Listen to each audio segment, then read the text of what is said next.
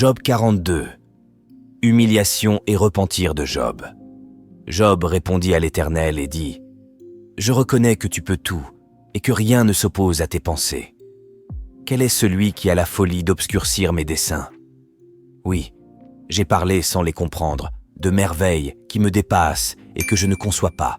Écoute-moi, et je parlerai, je t'interrogerai, et tu m'instruiras.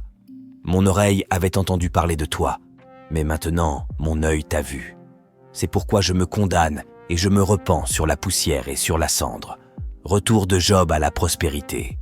Après que l'Éternel eut adressé ces paroles à Job, il dit à Éliphaz de Théman, « Ma colère est enflammée contre toi et contre tes deux amis, parce que vous n'avez pas parlé de moi avec droiture comme l'a fait mon serviteur Job.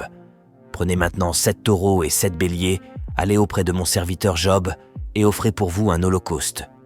Job, mon serviteur, priera pour vous, et c'est par égard pour lui seul que je ne vous traiterai pas selon votre folie, car vous n'avez pas parlé de moi avec droiture, comme l'a fait mon serviteur Job. » Éliphaz de Théman, Bildad de Chouach et Tsophar de Naama allèrent et firent comme l'Éternel leur avait dit.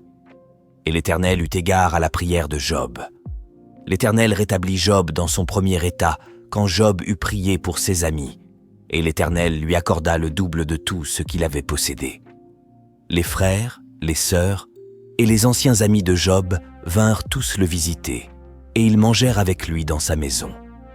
Ils le plaignirent et le consolèrent de tous les malheurs que l'Éternel avait fait venir sur lui, et chacun lui donna un késita et un anneau d'or.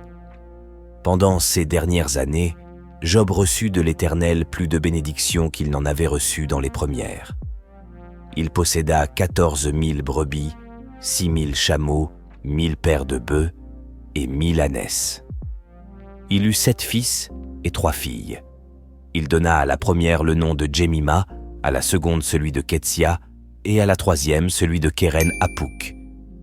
Il n'y avait pas dans tout le pays d'aussi belles femmes que les filles de Job. Leur père leur accorda une part d'héritage parmi leurs frères. Job vécut après cela 140 ans, et il vit ses fils et les fils de ses fils jusqu'à la 4e génération. Et Job mourut âgé et rassasié de jours.